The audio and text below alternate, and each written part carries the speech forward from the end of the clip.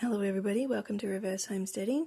Just thought I'd stop mid-breakfast making and show you what I'm doing here with these tomatoes, which of course I'm saving their seeds. Not going to plant any more tomatoes this time of year, but I just thought I'd show you how I select them.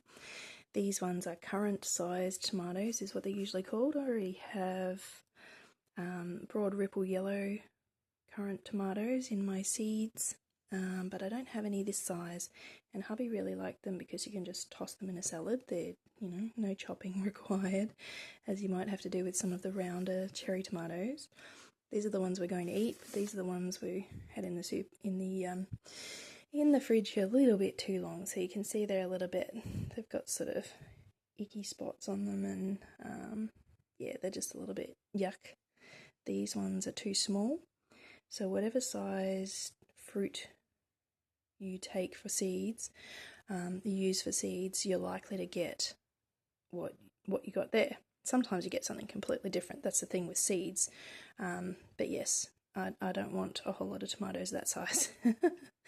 So these are the ones I'm going to keep. They're fairly ripe, some of them not as ripe. It's good to have a little bit of variety in, perhaps they came from a different bush, a bit of genetic variety. And all I'm going to do is I've got some small jars here with water, and I'm going to put the seeds and the gel that surrounds them into the water. And the reason for that is that tomatoes have the gel around them, which actually inhibits growth. I'm thinking that's probably because when you want to eat the tomato, well, the way it works is it's kind of handy because they don't usually sprout in the tomato. These ones are kind of old because this has been in the fridge a while, so I'm hoping I won't have the same problem I had with the last tomato seeds that I saved, because they were sprouting in the water while I was doing this. So let's hope we don't have a repeat of that. This one's quite old, so I won't go for the yucky bit over there, but this bit was alright. So that's enough seeds to get another plant, so we'll go with that. And these little ones, let's just wash the knife. You need to make sure when you've got two different varieties, although these are yellow and red, that you don't get them mixed up. So sometimes you can just drip them in there. Up to you whether you eat the tomato afterwards or not, but these are a little bit old, and I've got lots of other ones so they can just complement our composting system. And there's something new coming up on that. I'll do a video soon. I've changed my mind about how I'm going to save my compost.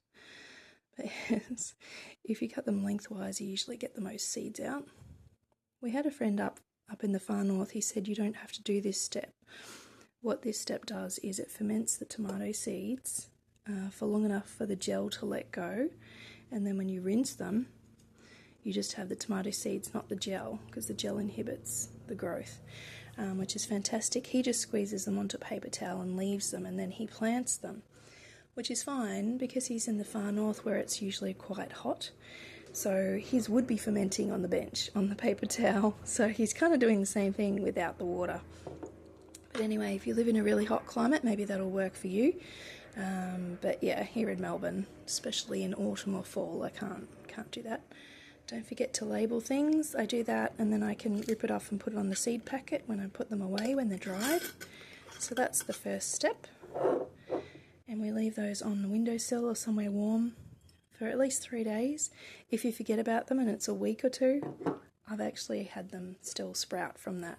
Once you take them out, put them on paper towel and dry them, but I'll show you the next step when I get to it. Yeah, so that's it for now.